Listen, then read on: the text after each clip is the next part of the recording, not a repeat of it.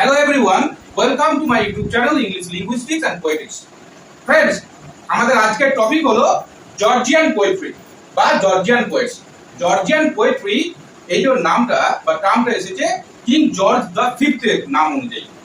যখন king George the fifth ইংল্যান্ডের রাজা ছিলেন 1910 থেকে 1936, সেই সময়ের যে কবিতা বা কবিদের জর্জিয়ান পোয়েট্রি বা জর্জিয়ান পোয়েটস বলা হয়। তাদের কবিতা হচ্ছে জর্জিয়ান পোয়েট্রি আর কবিদেরকে বলা হয় Georgian poets.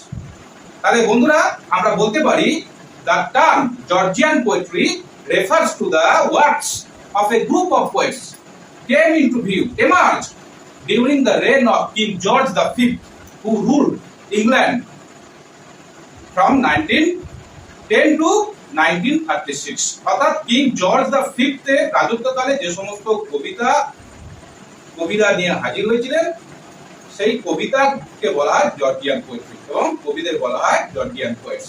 Their works appear in the 5 volumes of Georgian poetry. তাদের কবিতা জর্জিয়ান পোয়েট্রি নামে 5টা ভলিউমে প্রকাশিত হয়েছিল, published between 1912 and 1922 from the poetry bookshop of Harold Munro.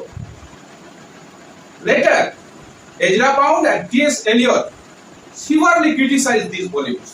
And you know, in reaction against this literary movement, poetic movement, in reaction against Georgian poetry, Ezra Pound launched another poetic movement, that is Imagism or Imagist poets, like Imagist poetry.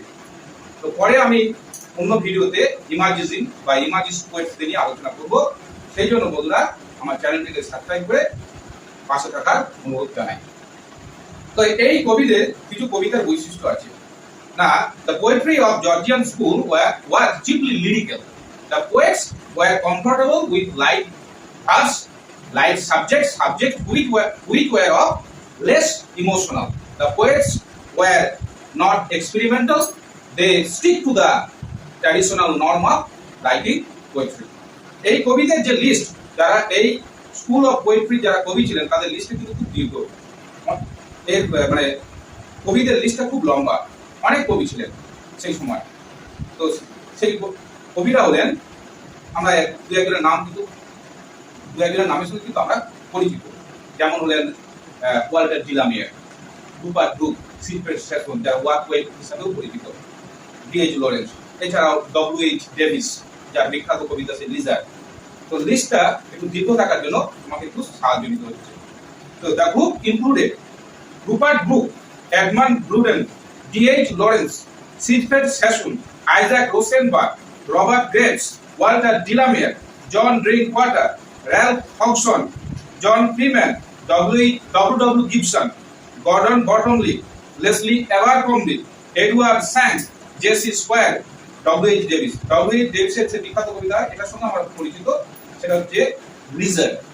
A poor like this, if full of care, we have no time to stand and stare. এবং মহিলা কবিদের মধ্যে যারা অন্যতম ছিলেন তারা হলেন Edith Sitwell, Charlotte Mew and Rose Macaulay. Friends, this is much for our today's topic. Please subscribe my channel. Thank you.